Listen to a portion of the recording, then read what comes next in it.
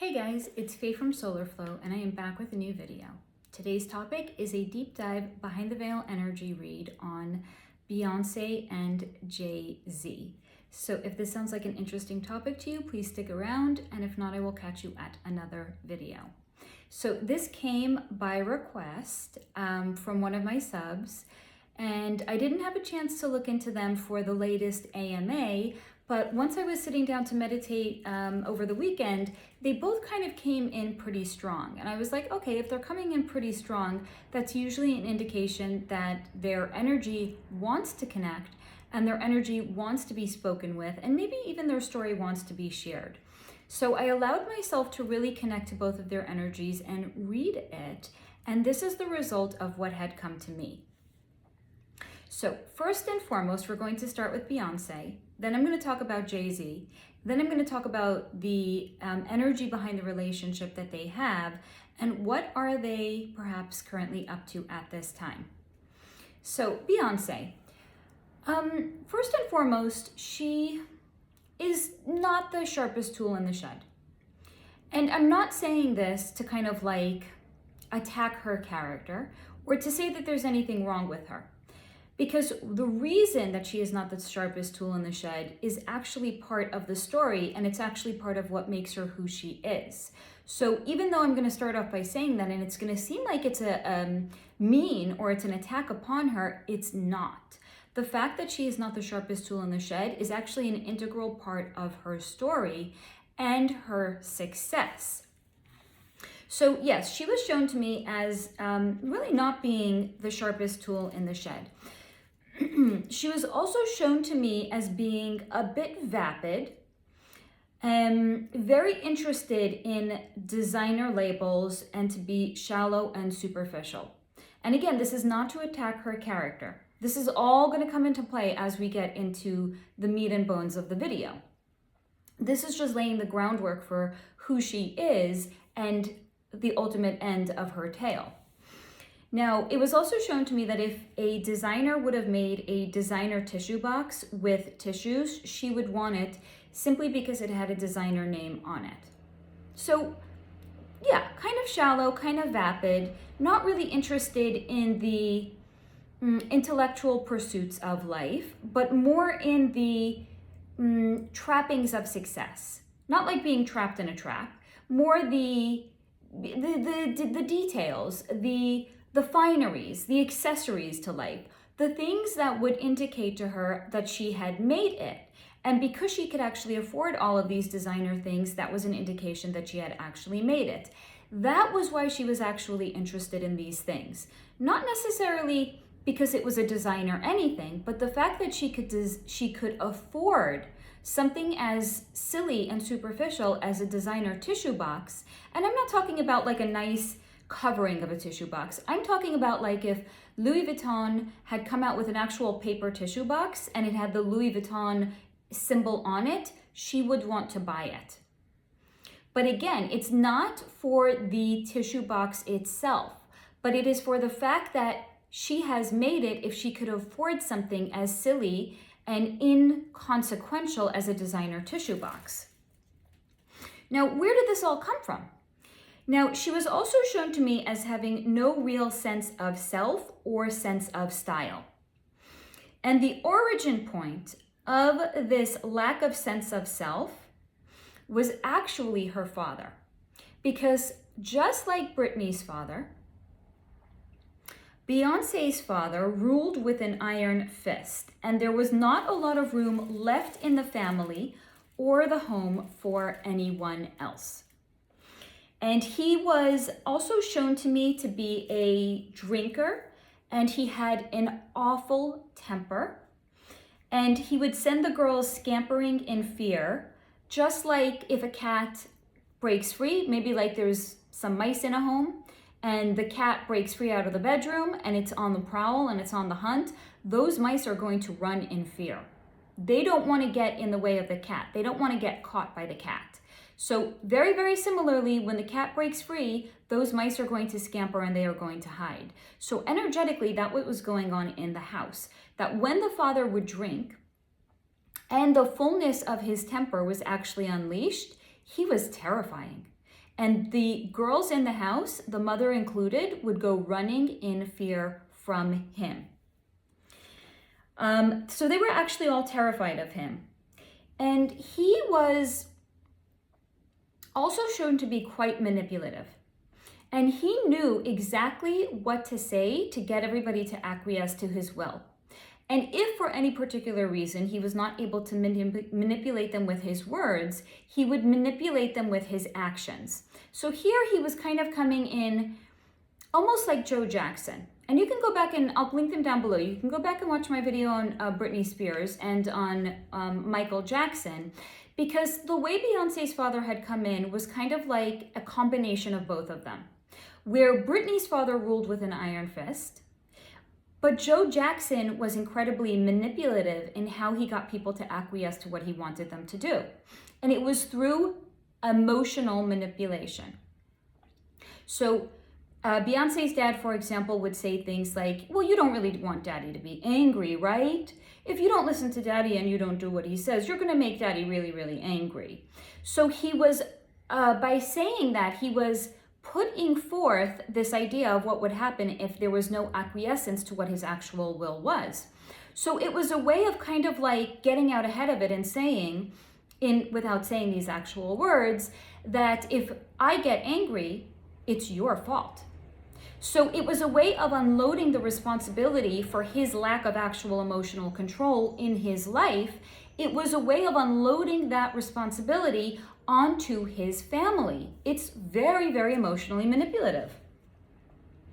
So, and here's the thing, if that didn't work for any particular reason, then he would flip like on a dime. So there's a little bit of a Dr. Jekyll and Mr. Hyde dynamic with Beyonce's dad, where he would first maybe be more calm and more loving, and then would come the manipulative tools. Well, if you don't listen, then daddy's gonna get really angry, and you don't really want that, do you?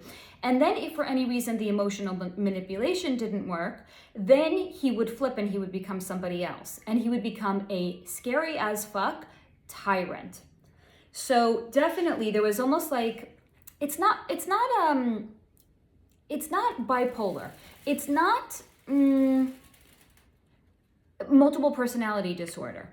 It comes from a place of actual manipulation tactics where you are presenting yourself to be one way to get what you want. Or another way of saying that is to assure you're going to get what you want. But then with the lack of the actual control, because you're not getting what you want, you turn into a different person. But the underlying issue here, the underlying where it all stems from, is still wanting the control and getting the control any way that you can. So another way of looking at this is that Beyonce's dad was a control freak. But instead of controlling himself, he was controlling the people around him. Because when somebody has a lot of perhaps anxiety inside of them and they don't want to slow down and examine themselves and work on themselves, then they will try to make it as if they know better for everybody else that is around them, and they will try to control everybody around them instead of actually working on themselves. So yeah, he was scary as fuck. He was incredibly emotionally and mentally abusive, and he was prone to fits of rage if he did not get what he wanted. And he was also a complete nightmare to live with. And what this was also leading up to is the fact that he did not see a delineation between himself and his children. They were a complete extension of himself. They were his property, and his sense of success was completely tied and linked to their sense of their physical expression of success. So he would ride them to the level of exhaustion to get it right. Whatever it was that he wanted them to do, he would ride them to the point of exhaustion so that they would get it right, so then they would appear as if they were successful. But it was, again, all about the external. He didn't care if they had a successful, loving, warm, compassionate relationship behind closed doors. He only cared how it would look on the outside.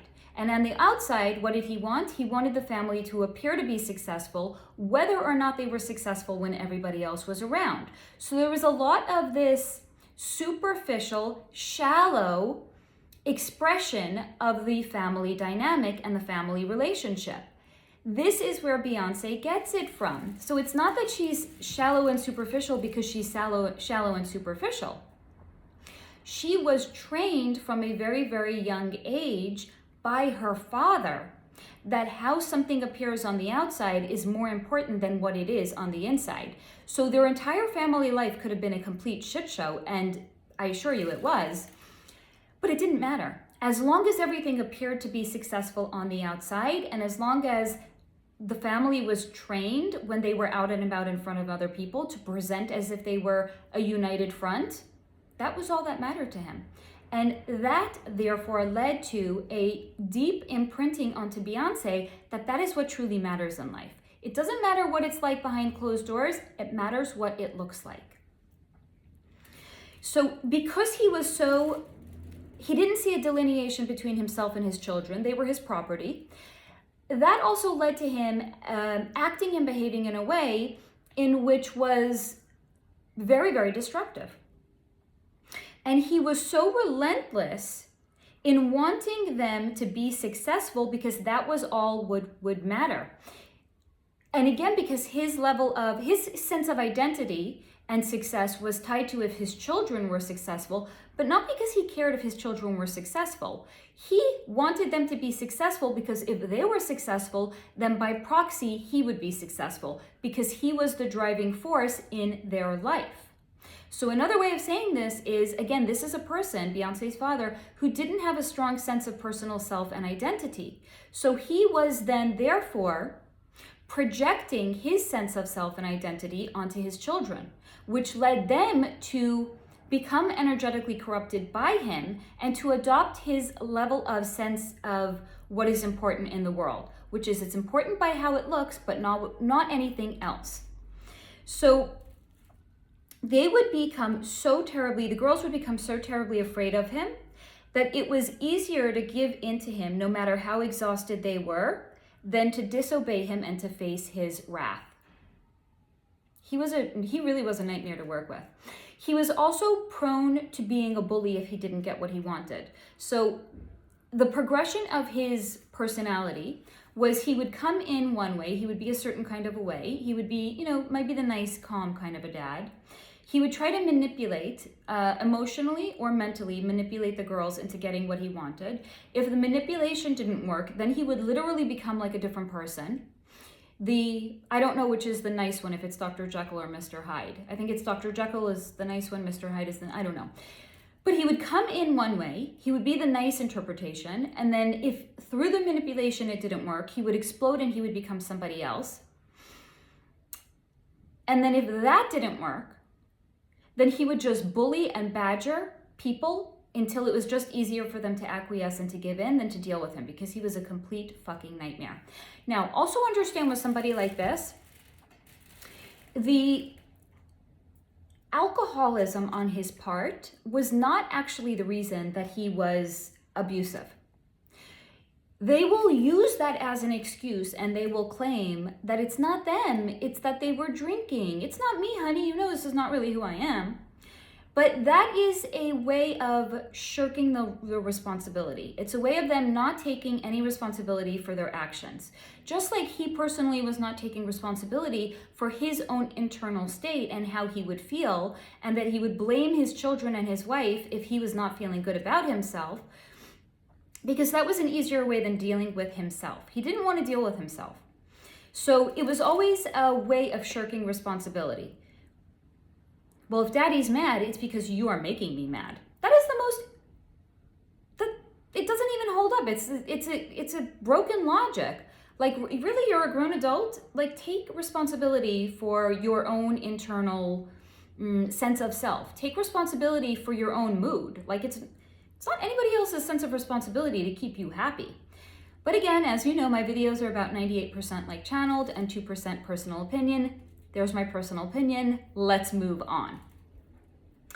Now, So this is just to lay the groundwork in the character that is Beyonce, right? So this is somebody that was driven to success at all costs because of her father. And she was driven to success at all costs because of her father didn't want to deal with himself. So it was easier to control everybody around him and to make it as if the reason that he is not happy has nothing to actually do with him. It has to do with everybody else around him not doing what he's telling them to do. And because he didn't care about how the relationship and the success of the family was where nobody could see it, he only cared about how the family appeared to be on the outside. That led Beyonce to pick up that energetic imprint, which was to think the only thing that mattered were the external frivolous things in life. And i.e., because her father wanted nothing more than for her to be successful, her ability to purchase something as silly as a designer tissue box meant that she was therefore then successful. Okay, so let's tie that up with a nice little bow. We're going to put Beyonce off to the side for a moment. We're going to go and we're going to start to deal with the character that is Jay-Z. Now, Jay-Z, I love the way the representation of him to like introduce him to me was shown. So it was shown to me that Jay-Z would sell his own mother if it meant that he would get ahead. And which is not to say that he's a bad person. He's not a bad person. It's to say that he just wanted more than anything in the world to get ahead. That he was, he hated where he was from, and he always longed for a better life. So he just wanted to change, he wanted to just change his life. He's a little bit more depth than Beyonce actually does.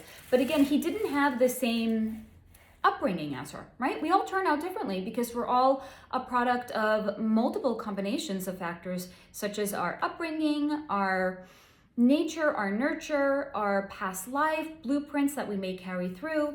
So he didn't have the same kind of upbringing as Beyonce, but he had a deep level of content for where he currently was and wanted nothing more than to change it.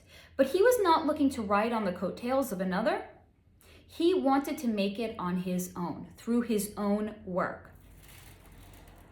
And so he was the ultimate hustler. He was the epitome of beg, borrow, or steal. Another way of looking at that is do whatever it takes to get ahead. Except a very interesting distinction came in for him, which is that he would never beg because he was too proud to beg. He would borrow, but he would borrow money and he would pay it back with interest, even if it was not asked of him, because he was too proud not to. And that he was too proud to steal as well. So the only thing that he knew how to do was to hustle, hustle, hustle. He, back then, was tenacious as fuck. So for him, because he was too proud to beg or steal, the only thing that left behind was true hard work and to hustle, hustle, hustle. And hustle he did. Now, also you have to understand that when somebody is so eager to make it in something like the music industry, their energy comes through in a certain kind of a way that for anybody that is good at energy reading, they will look at this person and this person has kind of like a mark on them.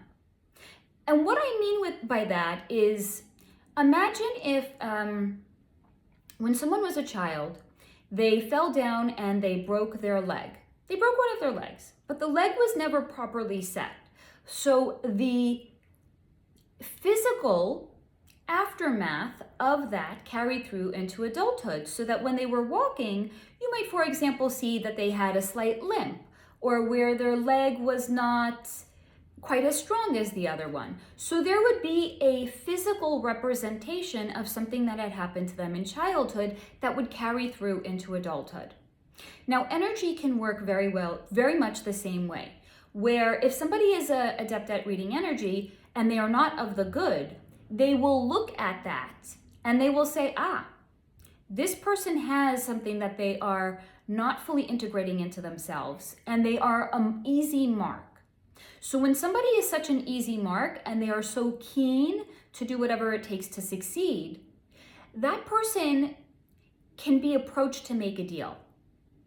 And it almost doesn't matter what the deal is, because they're so keen to get ahead that they will take it. But even though he was such an easy mark, one could say, because he was so keen to get ahead and to make it, they wanted to also have a little bit of fun with him. But not like out of a mean-spirited kind of a way. It was more like they saw this guy was just tenacious as fuck and he was going to do whatever it takes to get ahead. They wanted to just kind of like see how much does he really want this? Not as a test. It really was actually shown to me more as entertainment. And the way that it came through is if you go back to like the heyday of the mob, if they had somebody that was like a lackey that really, really wanted to join the mob for whatever reason, they would sometimes give this lackey like the most ridiculous things to do, the most ridiculous errands, just to first of all like take the piss out of the person. But second of all, it was almost like they wanted to see how much did this person want to join the mob? What were they willing to do to join the mob?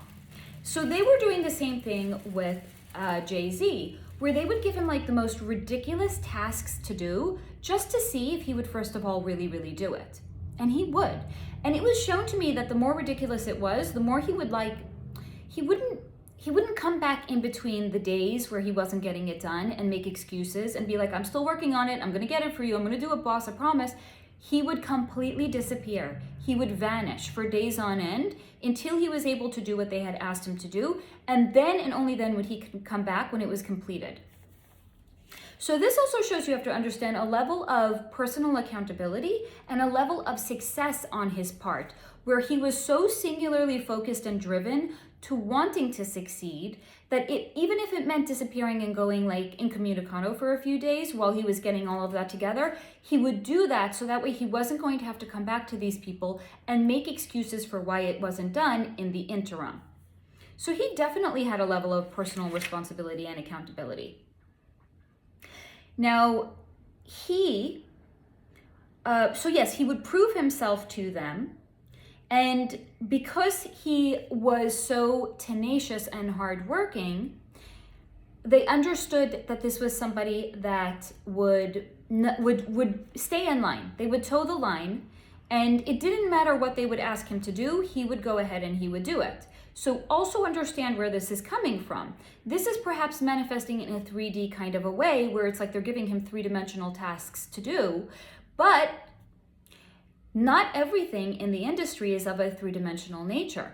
So if he's already proving himself that he will do anything that they ask him to do of a three-dimensional nature, that also stands to reason that this is somebody that would do whatever they ask of him in concert with working with the astral plane as well. So I hope you see where this is going. Now, it was also shown to me that Beyonce and Jay-Z were introduced to one another almost like it was matchmaking. So whoever it is that brought these two together saw that they had the potential to be a real powerhouse, a real powerful couple. But they actually just kind of wanted to see if they could get on. And even though this was kind of like a matchmaking experience of what brought them together, it was shown to me that Beyonce genuinely did like Jay-Z. And there was something almost like sweet-natured and coquettish about her when she was around Jay-Z. Like he brought out here's a way of looking at it. He brought out her feminine side because he was not threatening. He was not a overtly masculine man that would trigger the reaction in how she would feel when she was around her father. He was the opposite of that. He was a masculine and strong man, but he was a masculine and strong man who was in control of himself and therefore did not need to control others to feel good about himself. So he felt safe to Beyonce. So she became very, very feminine when she was around him. And he liked this. He liked actually being entrusted, or he liked that she entrusted her care and well-being in his hands. Now, Jay-Z also, well, on a personal level, he did like that Beyonce trusted him when she was with him. So personally, he did like that. But also, here's the thing. Jay-Z is not a stupid man. And he understood if they were being brought together, and this was already when she was successful at this point. She was not a nobody. So, but he also understood if they were being brought together, then it was a opportunity. And he is somebody that when opportunity knocks, he doesn't send it away. It's not like, nah, man, I'm lazy, come back later. If opportunity knocks, he's gonna take that fucking opportunity and he's gonna run with it. So while he personally liked Beyonce, he also looked at her and he saw the tremendous potential in her. Now, why did she also have tremendous potential? And it's not because she already was successful. She had tremendous potential because she was energetically and emotionally shut down because of her childhood and because of what it was like growing up in her household. So he understood that because she was on some level very, very shut down, that meant she could be crafted, right? She didn't have a strong sense of identity. She didn't have a strong sense of self where it was going to be like Jay-Z was going to be like, okay, I know that you're this way, but we're going to refine your image and we're going to make you this way. And it wasn't like she was somebody who had such a strong identity that she would say, no, that's not me and I don't want to do that. She would be very amenable to it because she didn't have a strong core sense of self and she didn't have a strong core sense of self-identity. So when he came in and he wanted to help refine her image, to drive her image and to help her be even more successful, i.e. help him be even more successful, she was perfectly okay with it. And also he wasn't asking anything that was unreasonable, right? It wasn't like, okay, baby, we're gonna make a porn film. It was, this is what we're going to do to take your success to the next level. And again, because success was all she really understood, and it was a singular point of focus in her mind and in her life as well, because of the energetic blueprint that was placed upon her by her father, she was okay with that. We're gonna be more successful because of it? Sign me the fuck up. Now, what was also shown to me about them is I think they're worth a tremendous amount of money between the two of them. I think they're actually worth even way more than has been reported. Because Jay-Z was shown to me as being very, very good at storing money. Not to say that he had like a box in his, like a shoebox in his closet, and he would take, wads of cash and he would put it in the box in the closet. I'm sure he has like a big ass safe in the house or in all of their houses, and they have a lot of like assets in it. But it's more that he was very good at storing money, in investing money into certain things, even if it meant that there wasn't going to be a return on his investment for many, many years. Because that's what an investment is. I'm going to put money into something. There's no success, there's no assurance or guarantee of this success, but I'm going to kind of like hedge my bets. And I'm going to put money into it and I'm going to see if it actually takes off in the future. But it was not where it was a very, very risky thing that he was putting his assets into. It was kind of like an assurance. You can invest money in this, but if it doesn't take off, you can, or it's not successful at some point in the future, you can always take your money out of it, but you're not going to take out any less than what you put into it. So it's not like invest in me, like a get rich quick kind of scheme, like a pyramid where they're taking your money to disperse it to other people to make it appear as if the scheme is actually working. It was more like, you can invest, I'm going to make this up, I don't know what the number is. You can invest $250 million into this company. If it doesn't end up going anywhere, you will be guaranteed that you can take your original $250 million out of it. In other words, it's not going to depreciate in value. So it's not like you're putting in 250 million, but if it doesn't go anywhere, it's only going to be worth 100 million. So there wasn't ever really any risk of where he was investing his money that he was going to lose it. He would always at the very least break even. But he is very, very adept at seeing what is going to pop maybe 5-10 years in the future. So he's very, very good at putting his money into things, whether or not it's going to pop, because he knows he's not going to actually lose any money on it, but he's going to make a lot of money on it.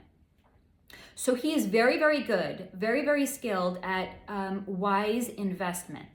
And I also was shown that I believe they have an enormous amount of art squirreled away somewhere, and this is like priceless art that has been assumed to be like either lost or destroyed or on the black market or something like that, but he actually owns it. So they are, I believe, way, way, way more wealthy than it's even been reported that they are in terms of the assets that they actually have.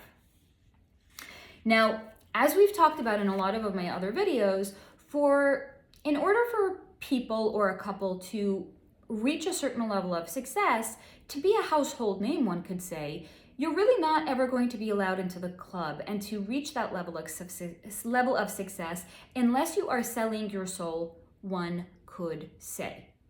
So to answer anyone's burning question, did they? The answer is yes, absolutely. Both of them did. Now, what was also shown to me in regards to Beyonce was, again, to kind of go back to what had happened to her in her childhood and how she was so emotionally and energetic shut down. She was then therefore very, very easy for her body to be inhabited by entities on the astral plane. There was, again, because there's no level of resistance. So go back to what I had even said about Jay-Z, that Jay-Z was coming in and he was like, listen, baby, we're going to do this and we're going to be really successful because of it. And she was like, okay, that sounds good. Let's do it.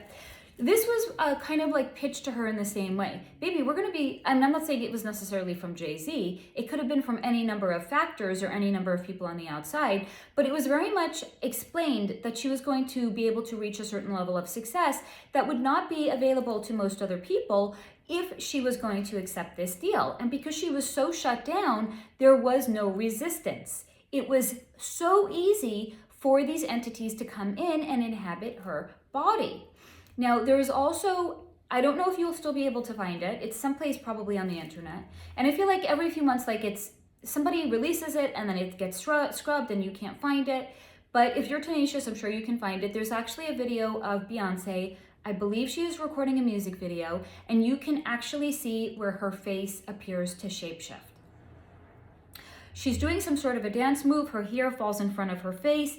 She lifts it back up, the hair falls off of her face. You can see her face literally transform and it looks demonic.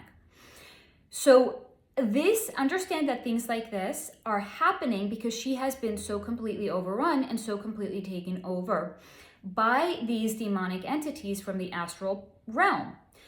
And to understand more about that, I'll speak briefly about it, but you can go back to actually any number of my videos if you're unfamiliar with it, because I think I talk about it pretty consistently. So there's the three-dimensional realm, which is the realm that we live in. And then there's other realms as well. So right above the three-dimensional realm is the astral plane. There is a combination of both malevolent and benevolent beings on the astral plane. Now the benevolent, or the beings that want beneficial and good things for us, those beings are not going to come into our body. They live by a principle or a tenet called non-interference. Non-interference means I can't come into your body and inhabit it. I can't make you do something that you wouldn't ordinarily do because that is usurping our free will. And they understand that on the earth plane, free will reigns supreme. However, the beings that are malevolent or have malicious intent for us, they have no problem coming the fuck in and inhabiting somebody's body. And they will tell you about it because according to their laws of karma is they have to tell you what they're doing before they do it. And even if you don't believe it, even if, for example, it's shown to be like a fictitious depiction of people having magical abilities in a movie, they're still revealing it. They're not responsible for the way that you are perceiving and receiving it. So you might be watching a Marvel movie and thinking, yeah, sure, right, that's fiction, that's fake as fuck, but it's entertaining, so I'll watch it. But according to their laws of karmic retribution, they're telling you about it. So whether or not you choose to believe it, that's on you, it's not on them. So they have no problem coming into and inhabiting a person's body because they've already been told about it.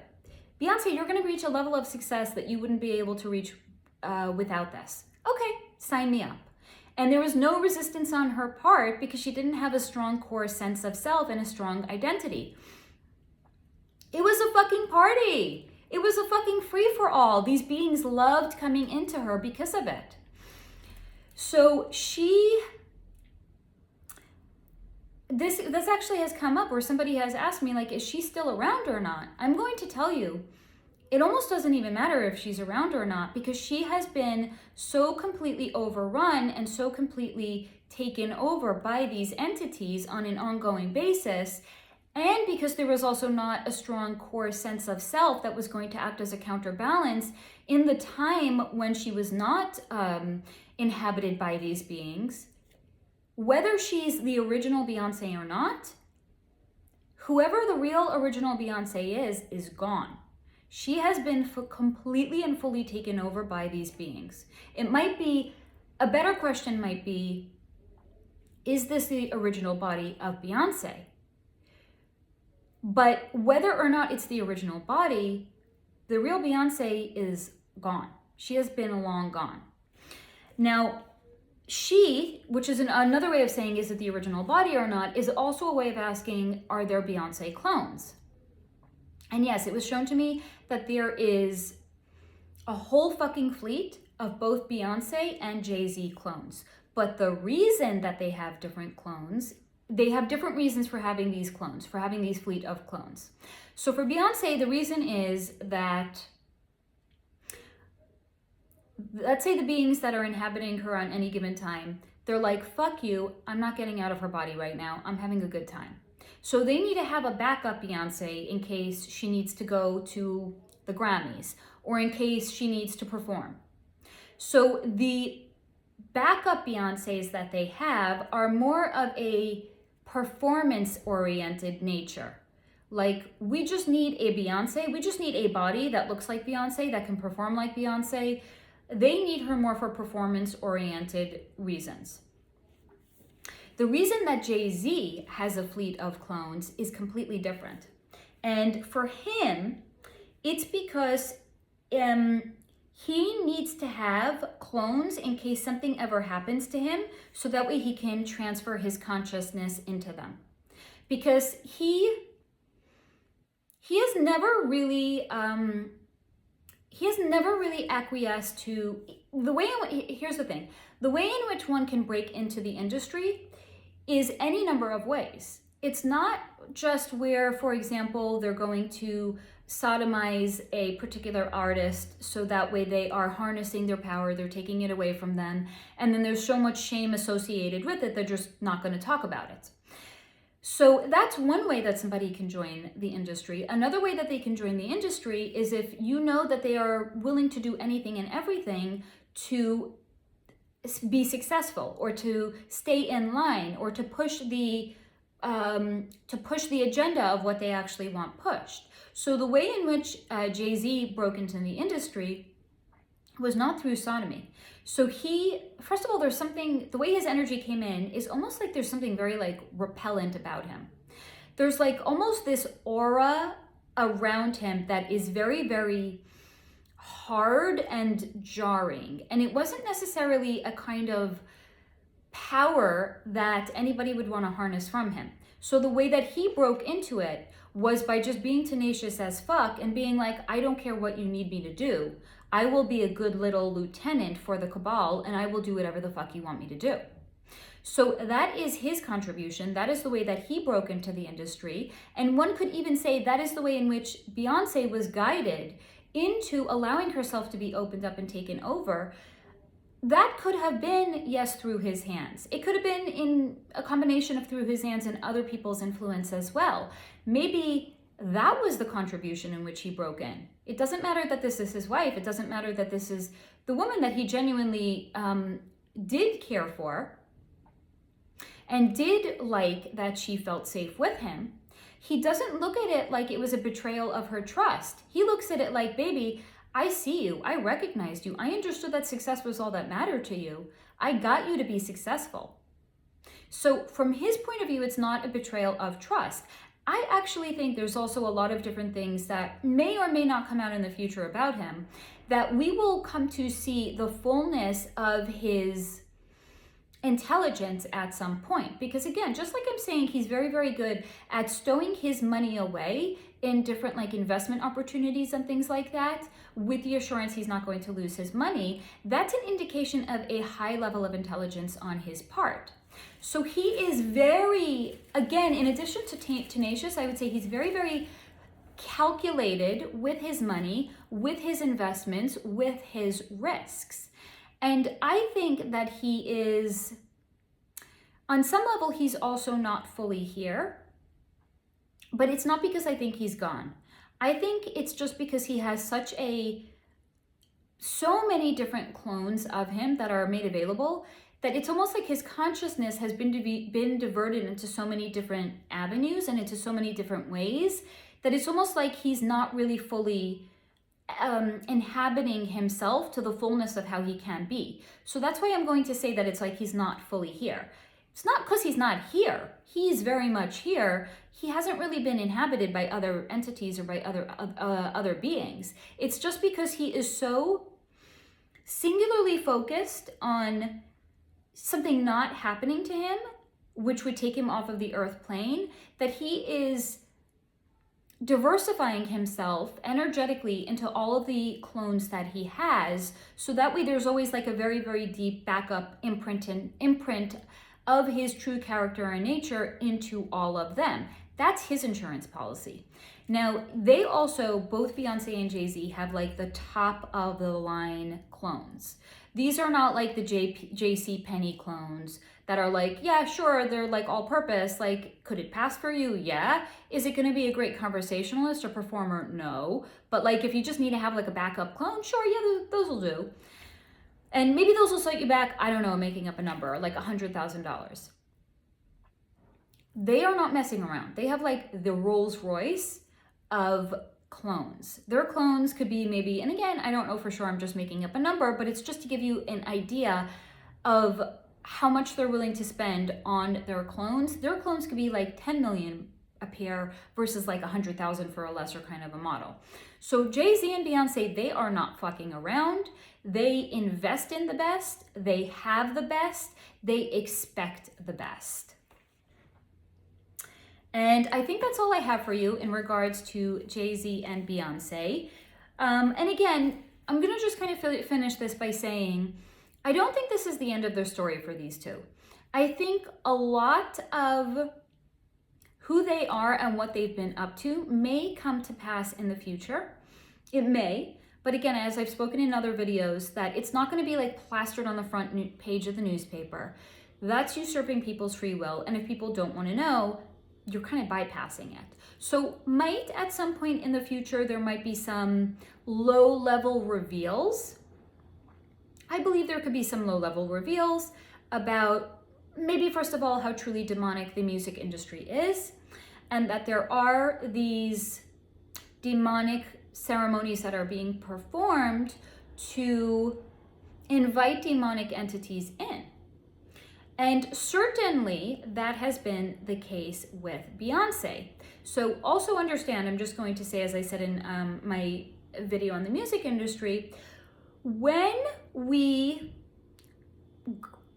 choose to go to a certain performer's concert, we don't know what are the entities that are being invited into them.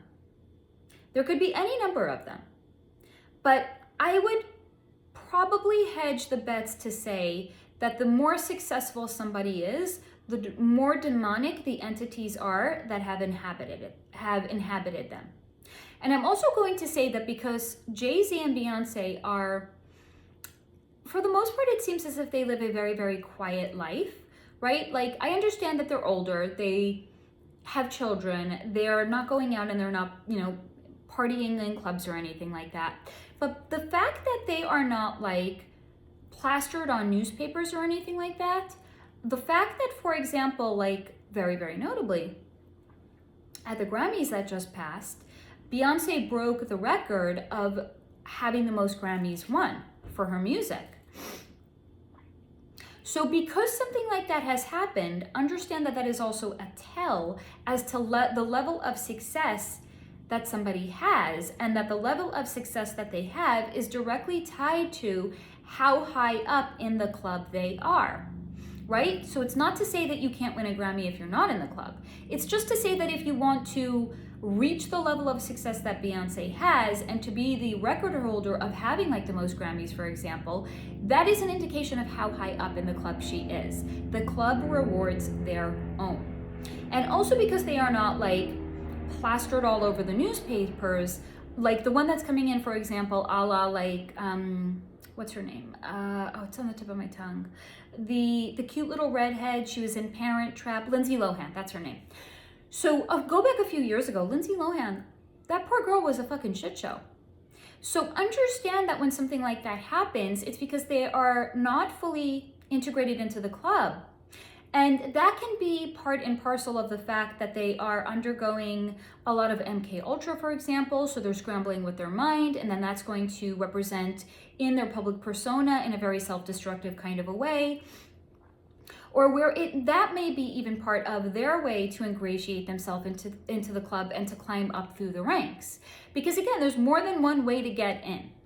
So for example, somebody like a Lindsay Lohan, the way in which she gets in may not be through sodomy. It may be through humiliation rituals where they want to break her energetically. Oh, you're too proud. You think you're going to come into the club and you're going to be too proud? No. We're going to break you. We're going to humiliate you very, very publicly. And then we're going to still see if we want to take you into the club. Maybe we're not even going to want you afterwards. So it's very, very diabolical in the way in which the powers that be will put forth the terms of agreement for somebody to break into the club. But again, for them to reach the level of success that a Beyonce has reached, that's an indication of how high up in the club she actually is. And again, there hasn't been a lot of humiliation surrounding these two. So that is also an indication of how high up in the club they are. It's almost like they're on the verge of becoming like their own conglomerate in which they can then bring people into the club under them, and then they can therefore set the terms. So it's very much an indication of how high up in the club they are. Keep that in mind also. So I hope that you guys have found this video to be interesting, maybe thought-provoking. As always, stay in the high vibration. Until next time.